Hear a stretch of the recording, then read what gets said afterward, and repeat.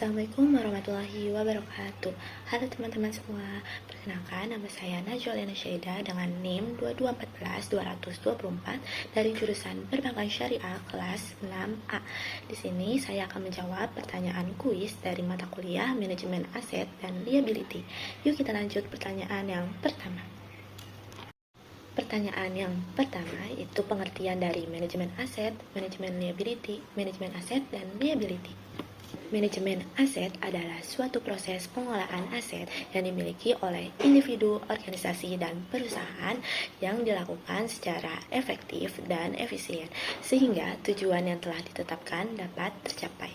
Manajemen aset juga berkaitan dengan upaya bank mengelola atau mengalokasikan dana yang berhasil dihimpun. Sedangkan manajemen liability yaitu suatu proses di mana bank mengelola sumber dana yang berasal dari dana pihak ketiga atau masyarakat di pasar uang atau dengan menerbitkan surat utang untuk memenuhi kegiatan operasional bank termasuk penyaluran kredit. Manajemen liability juga berkaitan dengan mengelola sumber-sumber dana di dalam bank.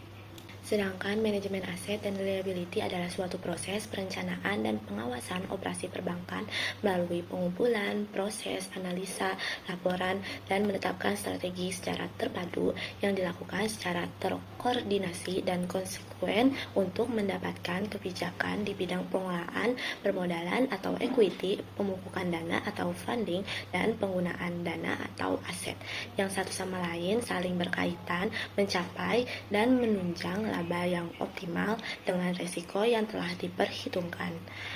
Serangkaian aktivitas pengelolaan kekayaan atau aktiva yang diperoleh dari sumber dana yang dihimpun dan mengalokasikan dana tersebut dalam bentuk pemberian pembiayaan serta penempatan secara produktif, selektif, dan aman.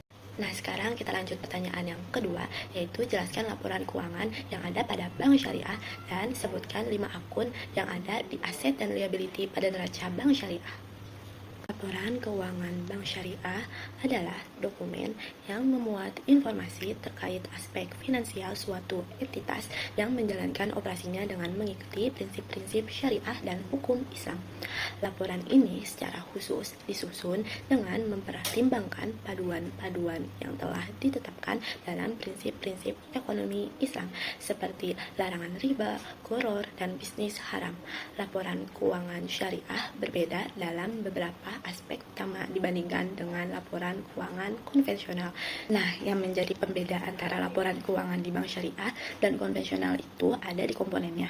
Di bank syariah, komponen laporan keuangannya itu ada neraca, laporan laba rugi, laporan perubahan ekuitas, laporan arus kas, dan laporan rekonsiliasi pendapatan dan bagi hasil. Dalam bank syariah, komponen di atas berfungsi bagi investor dan manajer investasi. Di laporan keuangan syariah juga ada laporan perubahan dana investasi terikat berfungsi bagi agen investasi. Nah, di laporan keuangan syariah ada juga loh laporan sumber dan penggunaan dana ZIS, dan juga ada laporan sumber dan penggunaan dana kordul yang berfungsi bagi pengembang fungsi sosial. Nah, itu dia yang menjadi pembeda antara laporan keuangan di bank lain dengan laporan keuangan di bank syariah. Nah, selanjutnya itu ada apa aja sih akun-akun aset dan liability di neraca pada bank syariah. Nah, akun-akun aset di neraca pada bank syariah itu ada kas, penempatan pada Bank Indonesia, penempatan pada bank lain, surat berharga, dan piutang. Sedangkan akun-akun liability di neraca pada bank syariah itu ada yang pertama ada dana simpanan wadiah, diantaranya itu ada giro wadiah dan tabungan wadiah. Yang kedua itu ada dana investasi tidak terikat, diantara itu ada tabungan mudharabah, deposito mudharabah, dan giro mudharabah. Yang ketiga itu ada kewajiban pada Bank Indonesia, yang keempat ada kewajiban pada bank lain, dan yang terakhir itu ada surat berharga yang diterbitkan. Nah, mungkin itu saja penjelasan dari saya, kurang lebihnya mohon maaf. Assalamualaikum warahmatullahi wabarakatuh.